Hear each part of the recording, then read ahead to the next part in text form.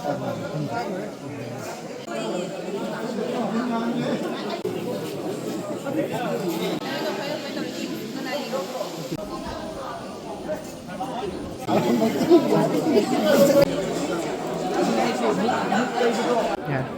pizari bai membon somorji mete president desa nasi koi lafo betera has kuno bi community siza Academy of Health Sciences ka kusomnaraga duga sigi kunmari koi lafo tera mumai khong arong amadi khoda ki tonga tonga club sing mayam punjalaga mafam asida koi medal game ama ka tonga tonga department mapanda koi yengui khudong chaba piraga koi yengba jare huji phaw mafam simak koi fan west ki koi makharom da khwaidagi matai oiba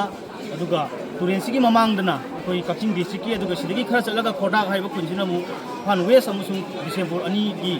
koi tainafam oiba yamna maru oiba khulama khakni laibak thibadi huji phawbada 21st century gi tengna sakhutpa sigi matam siga halagi kilomita nipu mangam tangdi lapa oiba su huji phawbada masigi maikai sida ana layengi oiba masigi khudong chaba ma phangdana miyam do huji phaw lehenbase masi khwaidagi laibak thiba ama khakni haidana masigi medical game masigi khudong chaba lawraga haijari karigumba icham chama kok chikpa natragana laiho ama tawbagi chu sidagina kilometer nipu manga natragana kilometer kun kuntha chalaga layeng gi phibam am khak leibase masi matam sigi am chuna daba ama khakni aduna lainga na mafam masida primary health center kali gi khulona bada kaida thamaga su masigi mapum pha leibam thokpa doctor sing lehendaba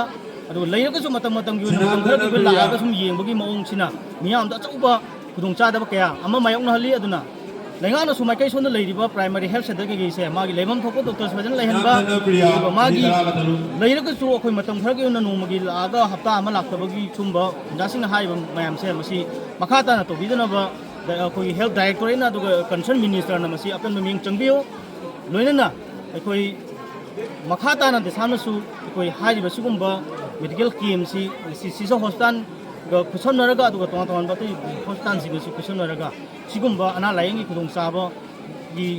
chadabagi mayok nariba su makhul kya da leptana pangthokigani mating leiba kunai amagi damak akhoi hakchang phana leisi haiba akhoi paujin sisu ngasigi medical KMC gi khudong chaba lojaraga miyam da